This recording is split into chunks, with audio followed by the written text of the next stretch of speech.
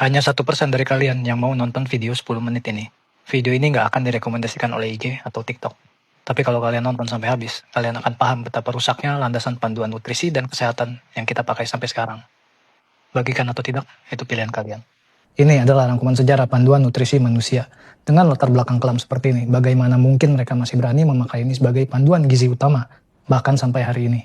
Lo bisa download file lengkapnya di link di bio gue. Act 1 The Human Baseline. Jutaan tahun sesuai kodrat dan rancangan blueprint pencernaan. 3 juta hingga 12.000 tahun lalu, era Paleolitik. Selama 99% dari sejarah kita, manusia adalah predator apex. Diet kita didominasi daging dan lemak hewani. Makan tumbuhan hanya beberapa minggu atau bulan dalam setahun. Otak kita tumbuh pesat. Tubuh kita tinggi dan kuat. Penyakit kronis modern nggak dikenal. Act 2 The Great Downgrade. Revolusi pertanian. Manusia menetap dan beralih ke biji-bijian. Data arkeologi menunjukkan tinggi badan menyusut, gigi berlubang, tulang menunjukkan tanda anemia dan infeksi. Kita menukar kualitas nutrisi dengan kuantitas. Era peradaban dan apartheid nutrisi.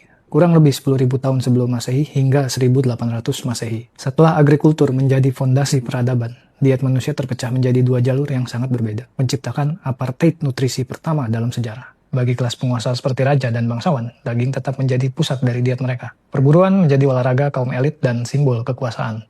Sebaliknya, bagi 99% populasi, para petani dan rakyat jelata, hidup mereka bergantung pada biji-bijian yang mereka tanam. Diet mereka mayoritas terdiri dari bubur dan roti, dengan daging sebagai kemewahan yang langka. Akibatnya, penyakit peradaban yang pertama kali muncul di awal era agrikultur, seperti kerusakan gigi dan malnutrisi tadi, menjadi kondisi endemik di kalangan massa selama ribuan tahun. Namun ada satu catatan penting yang membedakan era ini dengan zaman modern. Meskipun diet berbasis biji-bijian ini suboptimal, populasi saat itu belum diserang oleh 3 raja penyakit metabolik, gula pasir olahan, minyak sayur industri, dan makanan ultra proses. Era ini menciptakan populasi yang sudah lemah secara metabolik, menjadi target yang sempurna untuk dihancurkan oleh revolusi industri yang akan datang. Act 3 The Modern Deception. Era penipuan modern. Akhir tahun 1800-an, lahirnya dogma anti-daging. Gerakan keagamaan seperti Seventh-day Adventist dan tokohnya, Dr. John Harvey Kellogg, mempromosikan sereal cornflakes tahun 1896 dan diet vegetarian sebagai makanan murni untuk menekan dosa berakar dari ideologi, bukan sains. Awal abad ke-20, masuknya Big Money dan Big Tobacco playbook. Di era ini, para raksasa industri dari sektor minyak bumi, rel kereta, dan terutama tembakau,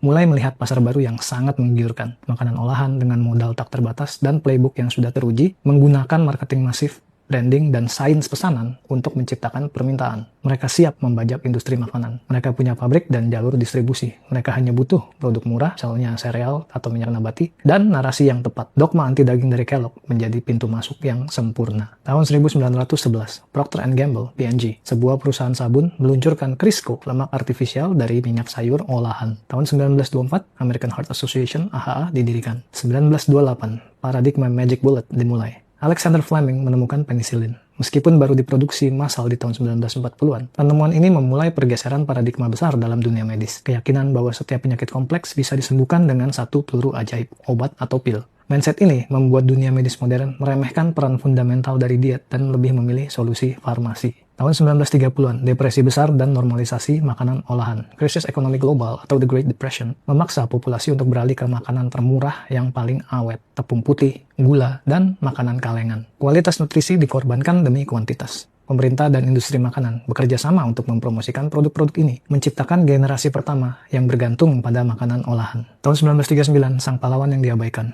Dr. Weston A. Price. Seorang dokter gigi, Dr. Weston A. Price, menerbitkan karya monumentalnya, Nutrition and Physical Degeneration. Selama 1 dekade, ia berkeliling dunia mendokumentasikan kesehatan sempurna dari suku-suku terisolasi yang masih makan diet leluhur mereka, tinggi lemak hewani, organ, ikan. Ia membandingkan mereka dengan anggota suku yang sama, yang pindah ke kota dan makan makanan komersial, tepung, gula, minyak sayur, dan langsung menderita kerusakan gigi, rahang sempit, dan penyakit degeneratif. Karyanya adalah bukti telak bahaya makanan olahan, namun diabaikan sepenuhnya oleh komunitas medis dan nutrisi saat itu. Kebenaran sudah ada, tapi sengaja tidak didengar.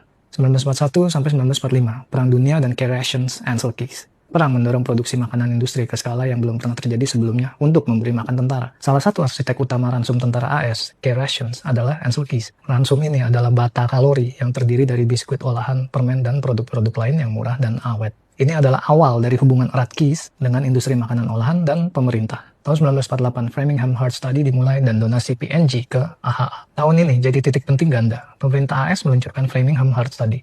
sebuah studi observasional jangka panjang yang tujuannya mencari faktor resiko penyakit jantung.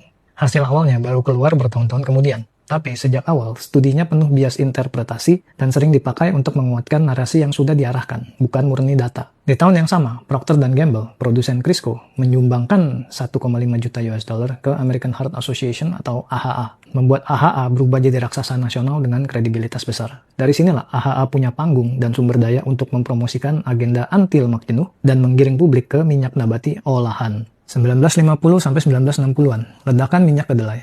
Berawal dari surplus industri pasca Perang Dunia Kedua yang didorong oleh subsidi pemerintah, minyak kedelai, produk sampingan dari pakan ternak, diproses secara kimiawi besar-besaran, diekstraksi dengan heksana atau di RBD, untuk menjadi minyak makan termurah. Dengan naiknya dogma anti lemak jenuh, minyak ini dipasarkan sebagai alternatif sehat jantung, pengganti lemak hewani. Pertengahan 1950-an, wabah misterius penyakit jantung, penyakit kardiovaskular (CVD) yang tadinya jarang terjadi, tiba-tiba meledak menjadi pembunuh nomor satu di negara-negara maju, terutama Amerika Serikat. Kepanikan publik dan medis meluas, semua orang mencari jawaban dan kambing hitam. 1955, serangan jantung presiden, hipotesis Ancel Keys, perlawanan awal, dan lahirnya sang kambing hitam. Pada 24 September 1955, Presiden AS Dwight D. Eisenhower mengalami serangan jantung masif yang menjadi berita utama di seluruh dunia. Peristiwa ini menciptakan tekanan politik dan publik yang luar biasa untuk melakukan sesuatu. Di tengah kepanikan nasional inilah Ancel Keys tampil sebagai penyelamat. Di tahun yang sama, ia mempresentasikan hipotesis lemak jenuhnya yang penuh cherry picking di WHO. Teorinya sejak awal dibantah keras oleh John Yatkin, tapi karena didukung oleh momentum kepanikan, teorinya diterima secara luas. Tahun 1961, Ancel Keys duduk di AHA yang didanai besar oleh P&G. Secara resmi menyarankan publik untuk mengganti lemak jenuh dengan minyak sayur. Tahun 1967, skandal penyuapan oleh industri gula. Sugar Research Foundation terbukti membayar 3 ilmuwan Harvard, Mark Hexted, Robert McCandy, dan Frederick J. Stare untuk menerbitkan review di New England Journal of Medicine yang secara sengaja menyalahkan lemak dan membersihkan nama gula. 1968 sampai 1973, Minnesota Coronary Experiment atau MCE, sebuah RCT ketat yang dirancang untuk membuktikan bahwa mengganti lemak jenuh dengan minyak jagung akan mengurangi penyakit jantung. Hasilnya dikubur puluhan tahun karena gagal. Tahun 1971, ilmuwan Jepang Akira Endo menemukan mevestatin, statin pertama, awal dari kelas obat yang bernilai triliunan dolar. Tahun 1972, sang nabi yang dibungkam. Profesor John Yatkin menerbitkan bukunya Pure, White, and Deadly yang mengidentifikasikan gula sebagai penyebab utama penyakit jantung. Sebagai balasannya, ia secara sistematis diserang dan dikucilkan oleh Ancel Keys dan sekutu industrinya, menghancurkan karirnya. Tahun 1977, Dietary Goals for the United States, The McGovern Report, diterbitkan, dipimpin oleh Mark Hexted, ilmuwan yang sama yang dibayar industri gula. Laporan ini menjadi anjuran resmi pemerintah AS untuk mengurangi konsumsi lemak dan daging, serta meningkatkan konsumsi karbohidrat. Tahun 1980-an, puncak era trans fat. Sebagai konsekuensi langsung dari perang melawan lemak jenuh, lemak trans industri, margarin, shortening, Crisco, dipromosikan secara agresif oleh otoritas kesehatan sebagai alternatif sehat untuk jantung, pengganti mentega dan lemak hewani. Ironisnya, ini justru mempercepat epidemi penyakit jantung. Tahun 1985, minyak industri canola disetujui FDA dengan memberikan status Generally Recognized as Safe. Ini bukan tanaman alami, melainkan nama marketing, berasal dari Canadian Oil Low Acid, untuk versi rekayasa dari tanaman rapeseed. Minyak rapeseed asli secara historis hanya digunakan sebagai pelumas industri karena beracun bagi jantung. Persetujuan ini membuka pintu bagi minyak olahan murah ini untuk membanjiri pasokan makanan. Tahun 1987, FDA menyetujui lovastatin atau Mevacor, statin pertama yang dipasarkan secara komersial. Tahun 1992, USDA meluncurkan Food Guide Pyramid, merekomendasikan 6-11 porsi biji-bijian per hari. Tahun 1993 sampai 2005, Women's Health Initiative, salah satu RCT nutrisi terbesar dan termahal dalam sejarah, kurang lebih biayanya 700 juta US dollar, dilaksanakan. Tahun 1995, metformin disetujui di Amerika Serikat menjadi solusi farmasi untuk epidemi diabetes yang diciptakan oleh piramida makanan. Tahun 2002, Direktur Framingham Heart Study, Dr. William Castelli, mengakui bahwa data mereka menunjukkan pada orang di atas 50 tahun, kolesterol yang lebih rendah justru berkorelasi dengan resiko kematian yang lebih tinggi. Fakta yang jarang dipublikasikan. Tahun 2005, GLP-1 agonist pertama, Byetta, disetujui, memulai era baru manajemen diabetes dengan membajak sistem hormonal. Tahun 2006, hasil utama dari Women's Health Initiative diterbitkan. Diet rendah lemak tidak menunjukkan pengurangan risiko penyakit jantung, stroke, atau kanker. Sebuah kegagalan total bagi dogma rendah lemak yang diabaikan media. Tahun 2015, US Dietary Guidelines secara diam-diam menghapus batasan atas untuk kolesterol makanan. Sebuah pengakuan implisit bahwa narasi kolesterol jahat adalah salah. Tahun 2016, data lengkap dari Minnesota Coronary Experiment atau MCE yang terkubur selama 40 tahun akhirnya diterbitkan di The BMJ. Hasilnya, kelompok minyak jagung memang kolesterolnya turun, tapi resiko kematiannya justru naik 22%. Tahun 2010 sampai 2025, kebangkitan gerakan low carb, keto, dan karnivora meledak berkat akses informasi. Skeptisisme publik terhadap narasi resmi meningkat seiring semakin banyaknya bukti sabotase dan data yang terkubur terungkap ke permukaan. Ini adalah grafik tingkat obesitas dan diabetes tipe 2. Ini grafik penyakit jantung. Lihat polanya.